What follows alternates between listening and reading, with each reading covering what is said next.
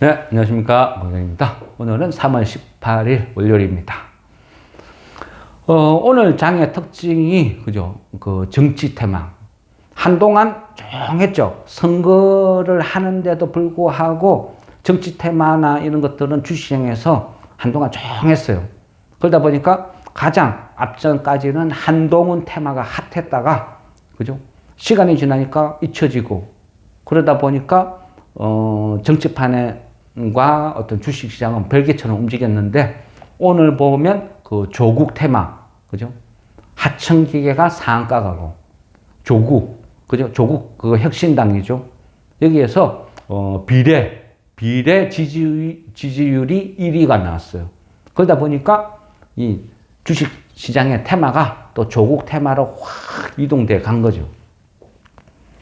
정치 테마는요, 뭐 그냥 돈 낳고 돈 먹기예요. 아무것도 없어요. 그죠?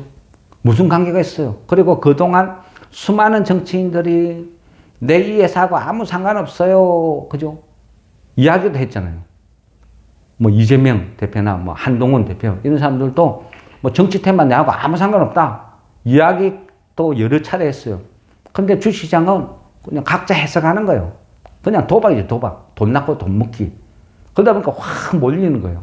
그래서 오늘은 그동안 그 조국의 어떤 테마에 선봉장을 할 수 있는 하청기계가 막 상한가 가고 막 이런 반응을 일으켜요. 근데 어쨌든 중요한 거는요, 주식시장에서 어쨌거나 지금은 또 새로운 테마잖아요. 조국 테마는. 그러다 보니까 주식시장이 반응을 해요. 반응을 하면 어떻게 돼요? 요즘 같은 장은 어때요? 어떤 테마가 반응하면 그 공모주 하나 등록되면 돈이 5천억, 1조 몰려 들어가듯이 나머지 테마는 다 죽어버려요. 그죠? 그쪽에서 도박판이 벌어지면 가뜩이나 돈도 없는데 또 개인들 입장에서는 여기서 꼴고 저기서 꼴고 전부 돈을 꼬니까 도박이 벌어지는 거예요. 수급이 몰리는 쪽으로 가속도가 붙기 시작해요. 나머지는 다 소외가 되고. 그래서 보통 보면 이런 정치 테마 이런 거는 위험하다, 하지 말자. 보통 그래 말씀을 드리는데, 근데 오늘은 그 조국 테마 요거를 말씀드리는 이유가 요즘 장이 그래요. 그렇다고요. 뭐 조국 테마라 해가지고 뭐 족보도 없는 희한한 회사 잘못 들어가면요, 쫄딱 망하는 수가 있어요.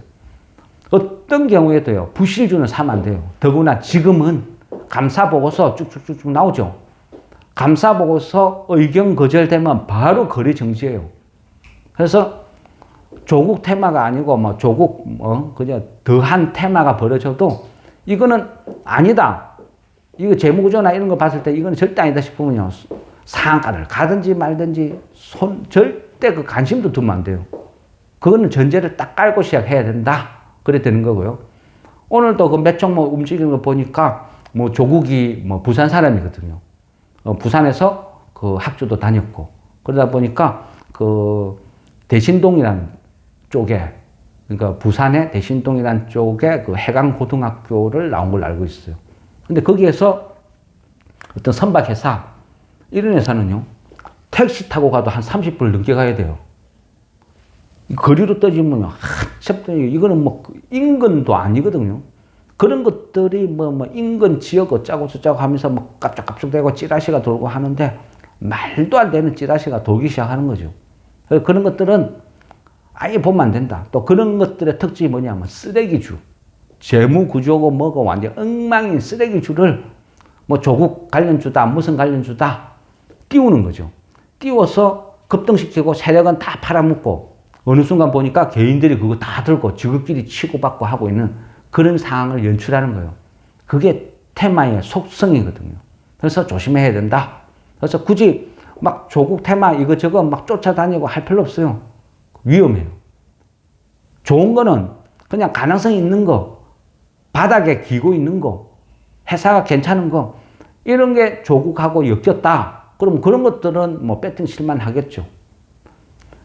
일단 보면요, 그 이화산업도 보면요, 그 이화산업 회장이 조규환이라는 분이고, 지금은 그 손자 되는 조창환이라는 분이, 손자 되는 분이 회사를 운영을 하고 있어요. 이하 산업도 표면적으로는 뭐 별거 없는 것처럼 보이지만 강남에 뭐 빌딩, 건물을 엄청나게 갖고 있는 숨어 있는 엄청난 자산주거든요. 근데 시총은 강남 건물 하나만도 못한, 그죠? 한 400억, 500억 되나? 초품절주죠. 이런 것들이 만일 엮이면 얘도 충분히 가능성이 있어요. 왜? 조국하고 같은 창녕조씨거든요. 창녕조씨, 우리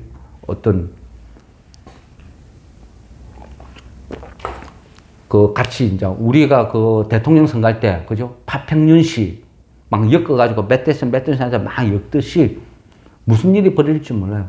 그런데 부실주, 이미 이만큼 올라간 거는 위험하니까 손을 대면 안 된다. 근데 이하산업 같은 경우도 창녕조씨 회사고 바닥을 기고 있고 회사도 괜찮고 이래 되면 얘도 엮일 가능성이 있다.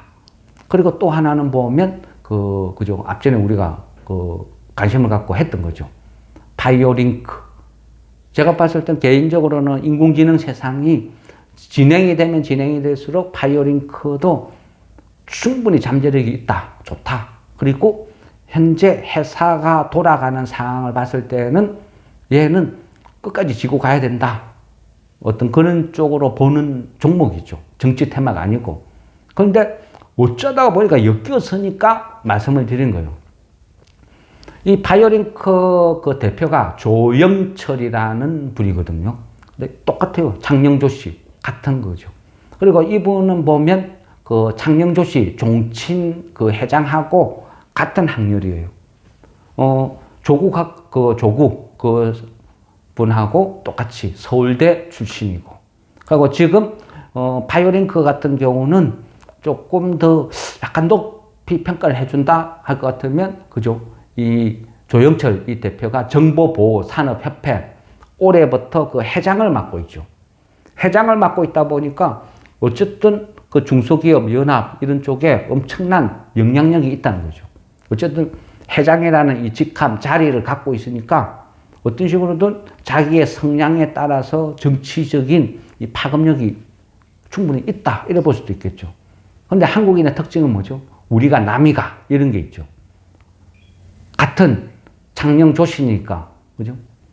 종친회에서 야 우리 문중 사람 밀어줘야지 또 이래 연루되고, 이게 우리나라 사람들의 어떤 특징이라는 거죠. 물론 주식의 시세는 뭐죠? 사람들이, 세력들이 만들어내는 거죠. 예전에 파평윤 씨 테마 만들듯이, 그래 봤을 때 파평윤 씨 테마가 불었을 때 그때도, 그죠? 시세가 생각보다 엄청나게 났었거든요. 근데 지금은 시간이 4월 10일까지는 시간이 그래 많이 남지는 않았어요. 많이 남지는 않고 지금 시장 자체가 엔비디아가 조짐을 보이니까 마땅한 테마가 없다. 이 상황에서 어떤 조국, 비례정당 지지율 1위 이 이슈로 어쨌거나 하천기가 상한가가 나왔다는 말은 시장에 어떤 단타, 그죠? 단타하는 이런 사람들의 이목을 끌기 시작한다. 그럼 내일부터는 이 조국 테마가 확산이 될 가능성도 있다. 또 이렇게 볼 수도 있다는 거예요. 그래서 근데 이 부분을, 그죠? 어쩌다가 보니까 우리가 갖고 있는 거지. 이거를 비중을 확 늘린다든지 이거 더 사야 되겠다든지 이거는 아니라는 거죠. 왜 이 말씀을 드리느냐? 오늘 자꾸 어떤 질문이 있으니까 우리 조국 테마 갖고 있는 거 있냐? 아니면 조국 테마 중에 살만한 거 있냐? 그러니까 말씀드리는 거예요. 우리도 조국 테마를 알게 모르게 갖고 있어요. 또 엮으면요, 다 같은 조기고 다 떠나서 우리는 다 같은 당군의 자손인데, 그럴 때 당군 테마, 그죠? 다 엮이는 거예요. 사돈의 8천 엮어버리면 안 엮이는 거 없어요.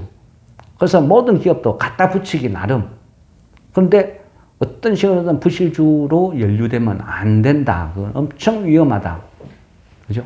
그거는 반드시 기억하셔야 된다는 거예요. 예. 어쨌든, 전체적인 것은 이렇다 설명드리고, 반드시 기억하실 것은 지금은 비중을 늘리는 시기가 절대 아니다. 예. 이걸 것으로 마무리하겠습니다. 그렇습니다.